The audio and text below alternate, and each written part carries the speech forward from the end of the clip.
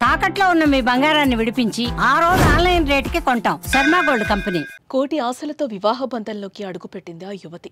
వైవాహిక జీవితంపై ఎన్నో కలలు కంది. కానీ నెల రోజులకే అవన్నీ కన్నీళ్లయ్యాయి. కొత్త కోడల్ని బాగా చూసుకోవాల్సిన అత్తామామలు అదనపు కట్నం కోసం వేధించారు. భర్తది కూడా అదే తీరు. ఒకవైపు అత్తింటి వారి వేధింపులు, మరోవైపు కుమార్తె భవిష్యత్తుపై కన్నవారి ఆందోళన. ఇవన్నీ ఆమె బలవంతంగా ప్రాణం తీసుకునేలా చేశాయి. పెళ్లై నెల రోజులు నిండకముందే 100 ఏళ్లు నిండిపోయాయి. మంచిర్యాల జిల్లాలో నవవధువు బలవన్ మరణం తీవ్ర విషాదాన్ని నింపింది.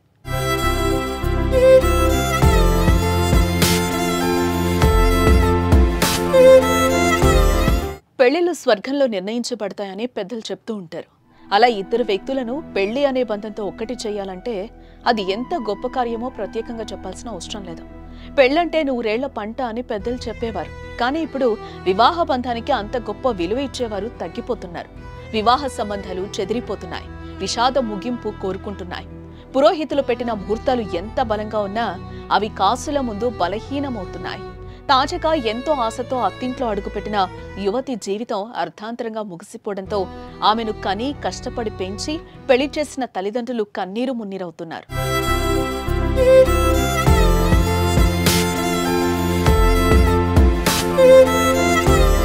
హాజీపూర్ మండలం టీకనపల్లికి చెందిన కంది కవిత శ్రీనివాస్ దంపతులు చిన్న కుమార్తె కంది శృతిని గత నెల 16న మండలంలోని గొల్లపల్లికి చెందిన ఘర్షకుర్తి సాయి కుమార్కి ఇచ్చి వివాహం జరిపించారు. కట్న కానుకల కింద 5 లక్షల రూపాయల నగదు, 9 తులాల బంగారం, వెండి ఆభరణాలు అందజేశారు. గుండె నిండా బాధతో కుమార్తెకు ఎన్నో జాగ్రత్తలు చెప్పి అత్తింటికి పంపించారు. అక్కడ ఆమె సంతోషంగా ఉండాలని కోరుకున్నారు. కానీ పెళ్లైన 3 రోజులకే అదనపు కట్నం తేవాలంటూ భర్త అత్తామామల నుంచి శృతికి వేధింపులు ఎదురయ్యాయి. పెళ్లికి అనుకున్న దానికంటే 2 లక్షలు ఎక్కువయ్యాయని వాటిని తల్లిదండ్రులను అడిగి తీసుకురావాలంటూ వేధించారు. భర్త నుంచి కూడా అదనపు కట్నం కోసం వేధింపులు ఎదుర్కొంది.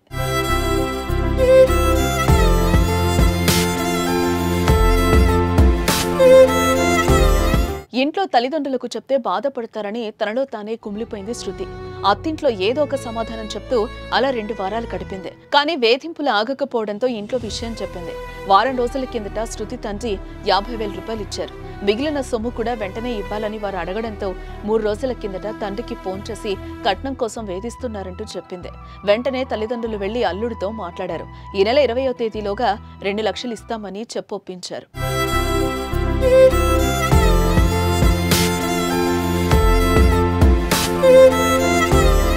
ఈ పరిణామాలు శృతిని తీవ్ర మానసిక క్షోభకు గురిచేసింది. ఒకవైపు వేధింపులు, మరోవైపు తన భవిష్యత్తు కోసం తల్లిదండ్రులు పడుతున్న వేదన, బతింలాడుకుంటున్న తీరుతో శృతి మనసు కలత చెందింది. తన తల్లిదండ్రులు మాట్లాడి వెళ్లిన రోజే ఉరివేసుకొని చనిపోయింది. శృతి మరణంతో 2 గ్రామాల్లో విషాద ఛాయలలుముకున్నాయి. అదనపు కట్నం కోసం వేధించి తన కుమార్తె మృతికి కారణమైన భర్త సాయి కుమార్, అత్త లక్ష్మి, మామ శంకర్లపై తండ్రి శ్రీనివాస్ ఇచ్చిన ఫిర్యాదు మేరకు కేసు నమోదైంది.